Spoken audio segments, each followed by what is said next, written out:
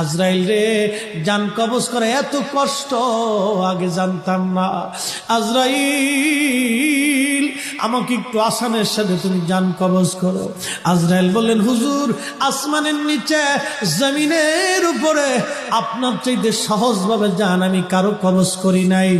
আল্লাহ আমার উপরে করা নির্দেশ, আমার হাবিবের জান কবজ হবে সবচেয়ে বড় আসানে।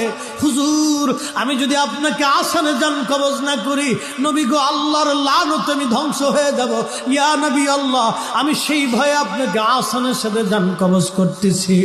হুজুর গো, আপনি নবীর আগে এবং পরে এত আসানে কারো জান কবজ হয় নাই, হবে না। আল্লাহর নবী ডেকে বলে, আজরাইল, জান কবজ এত কঠিন, এত কঠিন, আমার কাছে কষ্ট হয়। একটা অনুরোধ তোমার কাছে করে দেয় আজরাইল, আমার উম্মতের জান কবজটা তুমি সহজে কইরো।